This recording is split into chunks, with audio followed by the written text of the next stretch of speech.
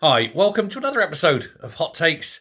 And here we have a startling statistic, a worrying statistic at that, but startling certainly. There are nearly as many civil servants in Britain's Defence Department, in the MOD, as there are soldiers. And in fact, if you want to double the size of the army, give every civil servant a rifle.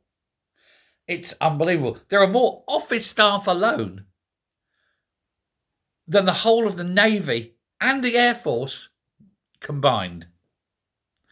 Now, when 2 million Soviet soldiers hove into view across the channel, ready to launch into Britain, I'm not saying it's going to happen, but if it did, we would last precisely 7 minutes.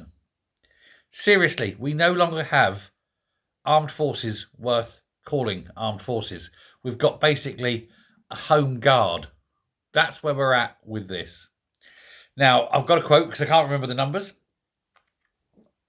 The number of civilians working in the UK government's Ministry of Defence has increased 6% in this decade alone, it's only 4 years in, to 63,702.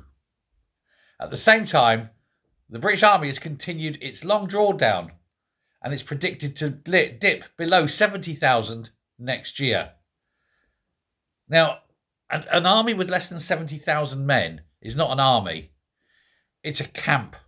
It's not a lot at all, is it? It's a small town. It's one small town, one large village, something like that. The Royal Navy, remarkably for an island nation,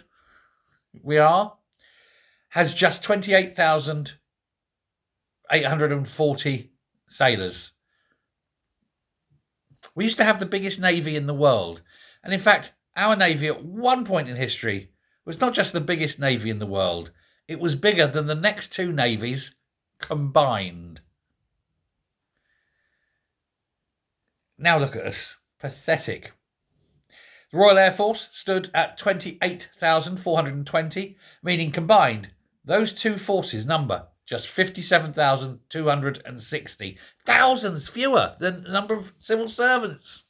20,000 fewer than the civil servants. 10,000 fewer. Can't count. 10,000 fewer than the civil servants.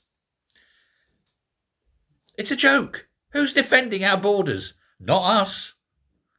Now, the only good thing is when Russia does invade, they've had to have gone through Poland, Germany, the Flatlands, and a bit of France to get to us. And hopefully they, particularly the Polish, will have slowed them down a little bit. Not enough to stop them, of course, but it'll give us, a couple of days to learn Russian.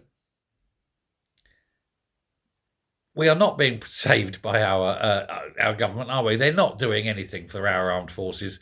We need a bigger navy. We need carrier groups. We need a bigger air force. We need a huge army. Ho-hum. These problems are meant to test us, aren't they? Let me know what you think. Thanks a lot. Goodbye.